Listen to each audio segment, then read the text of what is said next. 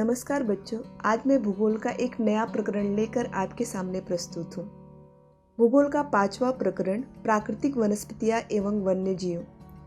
प्रस्तुत प्रकरण में हम भारत और ब्राजील दोनों देशों की वनस्पति जीवन तथा प्राणी जीवन का तुलनात्मक अध्ययन करेंगे। आपके पाठ्यपुस्तक में पेज नंबर 32 पर एक आकृति दी गई है 5.1 वन्य जीव और वनस्पतियाँ। इन छायाचित्र के आधार पर कुछ प्रश्न दिए गए हैं, उन प्रश्नों का उत्तर आपको देना है। प्रथम प्रश्न है कि छायाचित्र में दर्शाई गई वनस्पतियों के नाम बताइए। छायाचित्र में दर्शाई गई जो वनस्पति है वो नागफनी, कॉफी और सागवान, जिसे सागौन भी कहते हैं। आपने ये वनस्पतियाँ कहाँ देखी है? हमने ये वनस्पतियाँ कम वर्षा वाले प्रदेशों में, मध्यम वर्षा वाले प्रदेशों में, ब्राजील और भारत दोनों में देखी है। छायाचित्र में दर्शाए गए प्राणियों के नाम बताइए। छायाचित्र में दर्शाए गए पक्षियों में तीतर, बाघ, प्राणियों में और एनाकोंडा, ये प्राणियों के नाम हैं। ये ऐसे प्राणी आपने कहाँ देखा है? दलदली क्षेत्रों में देखा है, भारत और ब्राजील दोनों में देखा है। उपरोक्त छायाचित्र को देखने पर ही आपको पता चलता होगा कि यह जो छायाचित्र है, हालांकि यह छायाचित्र ब्राजील का है, परंतु ऐसी ही सेम प्रजातियां भारत में भी पाई जाती है। अर्थात भारत और ब्राजील दोनों में ही अनेक प्रकार की जीव जंतु, प्राणी, वनस्पतियां समान पाई जाती है। अब हम इसकी विविधता के बारे में जानकारी हासिल करेंगे, जानकारी लेंगे। ब्राजील में जो वृष्टि प्रदेश है, वनस्पति और प्राणियों के प्रकार में भू आकृतियों को आड़ी रेखा से दर्शाई गई है आकृति 5.2 में। उत्तर से दक्षिण की ओर जाते समय उपरोक्त घटकों पर पड़ने वाले अंतर स्पष्ट होता है। इस विषय पर हम चर्चा करते हैं इस आकृति के आधार पे। इस आकृति को देखकर आपको यह ज्ञात होता होगा कि यहाँ पर जैसे जैसे उत्तर से हम दक्षिण की ओर जाते हैं, वहाँ पे आपको आकृति को देखकर परिवर्तन मालूम पड़ता है।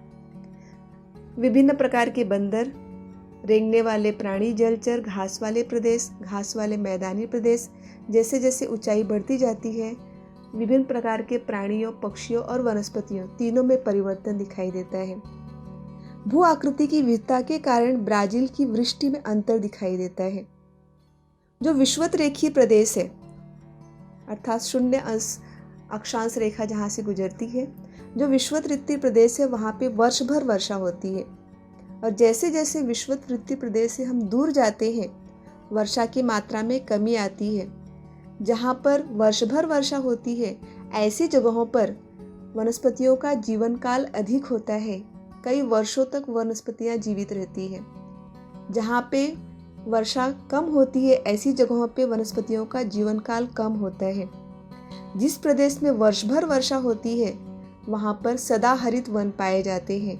जिस प्रदेश में सीमित वर्षा होती है, कम वर्षा होती है, घनत्व कम होता है वर्षा का, ऐसे स्थानों पर घास की वनस्पतियाँ, झाड़ियाँ वाली वनस्पतियाँ, कटीली वनस्पतियाँ पाई जाती है।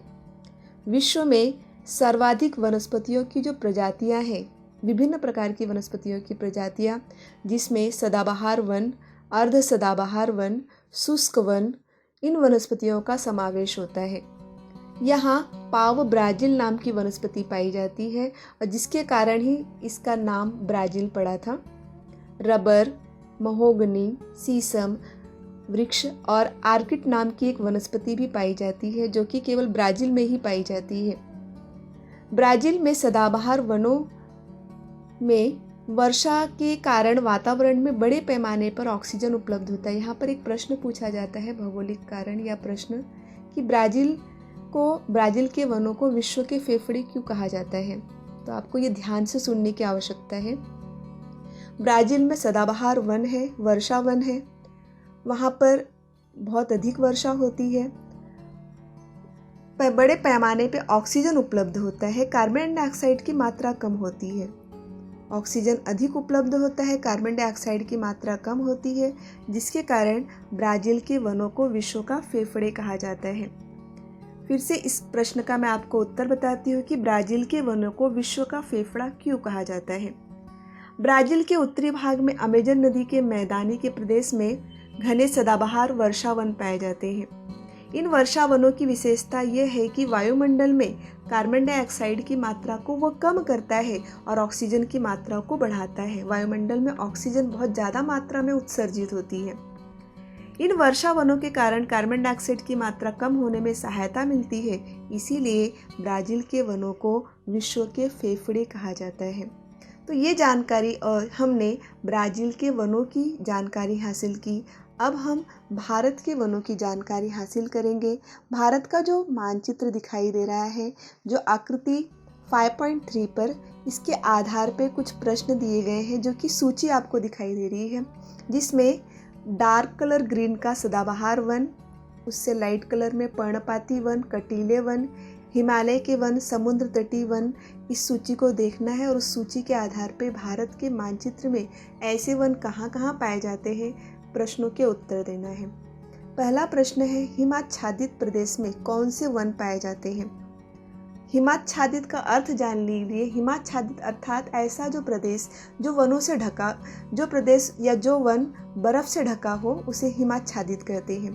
तो हिमाच्छादित प्रदेशों में पर्णपाती वन पाए जाते हैं, सदाबहार वन और कटीले वन पाए जाते हैं। प्रमुख रूप से तटीय वनस्पतियाँ किस तटीय प्रदेश पर पाई जाती है? यहाँ पे तटीय वनस्पतियों से तात्पर्य समुद्र तटीय वनस्पतियाँ। तो समुद्र तटीय जो वनस्पतियाँ हैं वो कौन से तटों पे पाई जाती है? हमारे दो तट है सागर के, एक पूर्वी तट है, एक पश्चिमी तट है। तो ऐसी जो वनस्पतियां हैं वो पूर्वी तट प्रदेश में पाई जाती है। भारत का अधिकांश भूभाग किन वनों से व्याप्त है? ऐसा क्यों है? अर्थात अधिकांश वन जो है क्यों व्याप्त है, कौन से वन उसमें पाए जाते हैं? भारत का अधिकांश भूभाग पर्णपाती वनों से प्राप्त है। पर्णपाती का मतलब होता है ऐसे वन जो विशिष्ट समय के बाद जिसकी पत्तियां झड़ जाती है, पर्णपाती वन। तो पर्णपाती वनों से क्यों व्याप्त है? उसका कारण ये है कि भारत के मध्य से कर्क रेखा गई हुई है। कर्क रेखा जाने के कारण सूर्य की जो किरणें हैं लंबवत पड़ती है, और लंबवत पड़ने के कारण भारत का अधिकांश जो भूभाग है वह कौन से वनों से व्याप्त है? आपके पर्णपाती वनों से व्याप्त है। कटीली झाड़ी वाले वन कहाँ पाए जाते हैं और क्यों?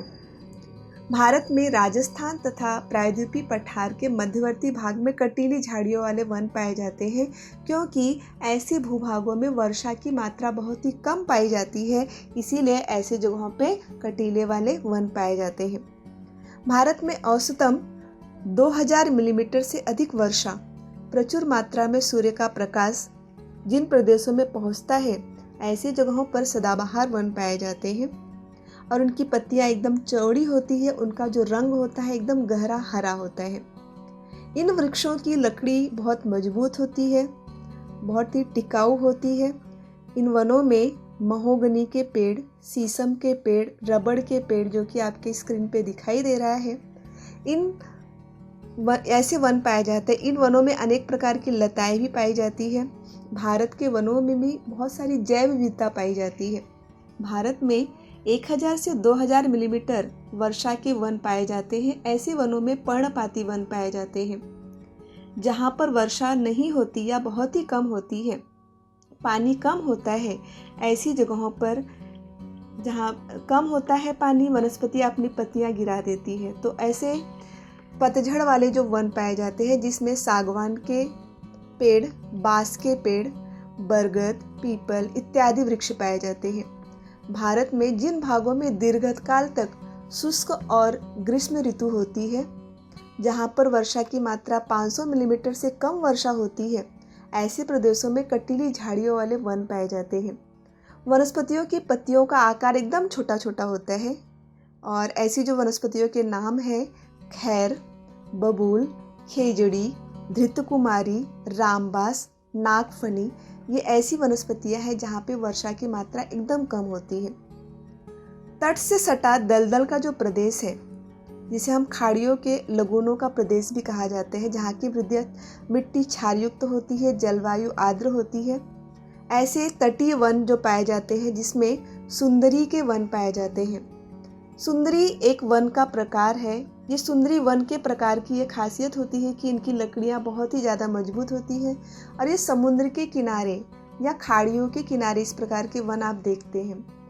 ये वन जो होते हैं, ये वनस्पतियाँ तैलीय होती है, हल्की होती है, टिकाऊ होती है।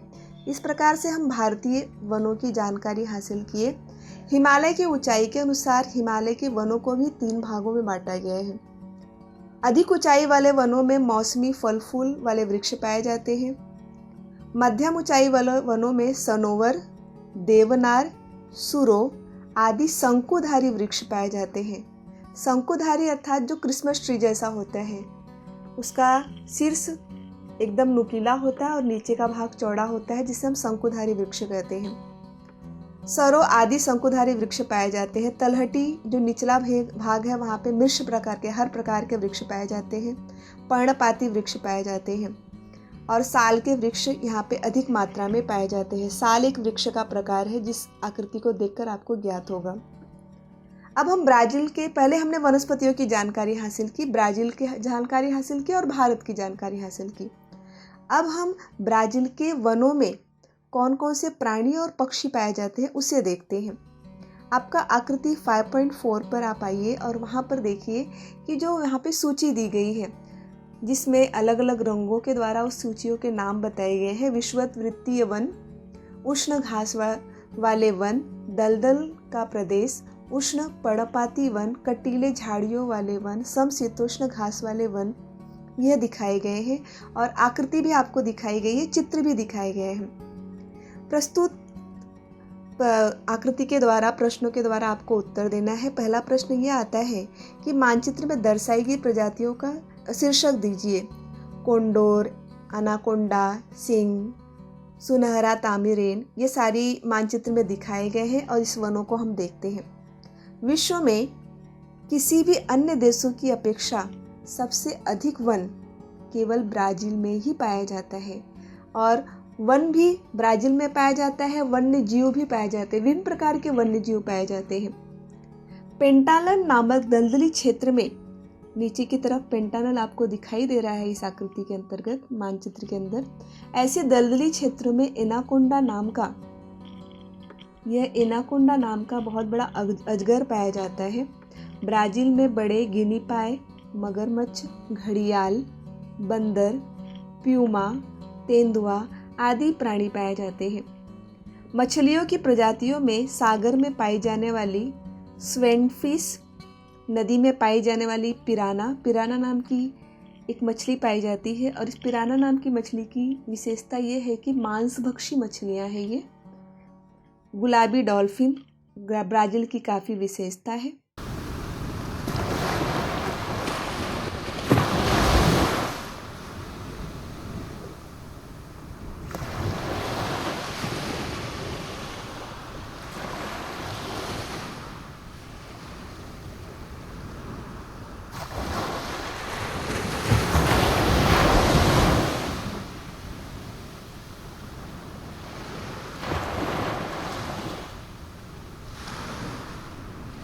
बहुत ऊंचाई में उड़ने वाले बड़े आकार के कोंडोर पक्षी ब्राज़ील में पाए जाते हैं।